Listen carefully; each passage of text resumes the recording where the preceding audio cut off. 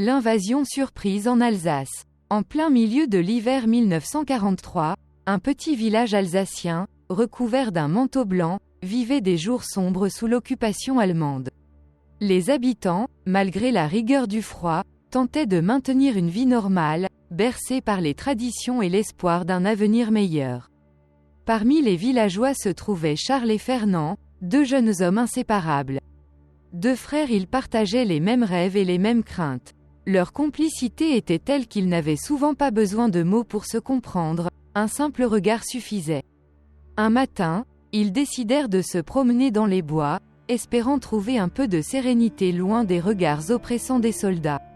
La neige craquait sous leurs pas et le chant des oiseaux apportait une touche de douceur à cette journée glaciale. Soudain, des coups de fusil retentirent, rompant la tranquillité du moment.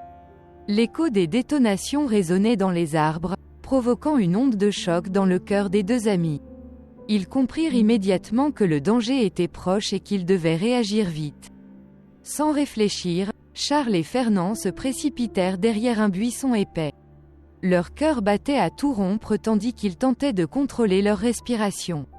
Ils savaient que la moindre erreur pourrait leur coûter la vie. Ils restèrent immobiles, écoutant attentivement les bruits autour d'eux. Les soldats approchent lentement, leurs uniformes sombres se détachant dans la neige immaculée. Charles et Fernand, cachés derrière un vieux chêne, retiennent leur souffle. Le silence oppressant de la forêt est rompu par le craquement des bottes sur le sol gelé. La tension monte, palpable, entre les deux jeunes hommes.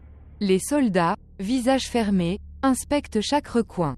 Leurs regards scrutent les buissons et les arbres, cherchant la moindre trace de présence humaine. Charles et Fernand, blottis l'un contre l'autre, échangent un regard. Ils savent qu'ils doivent rester immobiles, invisibles, pour éviter d'être découverts. Ende Hoche résonne soudainement dans l'air glacial, déchirant le calme de la forêt. Charles et Fernand comprennent immédiatement l'ordre des soldats allemands. Leur cœur bat à tout rompre, mais ils savent qu'ils ne doivent pas bouger. Le moindre faux pas pourrait leur coûter la vie. Charles et Fernand, bien que jeunes, ont appris l'allemand à l'école. Cette connaissance leur est précieuse en ces temps troublés. Ils comprennent les ordres des soldats, ce qui leur permet d'anticiper leurs mouvements. Cette compréhension linguistique est une arme silencieuse, leur offrant une chance supplémentaire de survie. Fiers de leur dialecte alsacien, Charles et Fernand ressentent une profonde connexion avec leur terre natale. Ce mélange de français et d'allemand est plus qu'une langue pour eux, c'est une identité.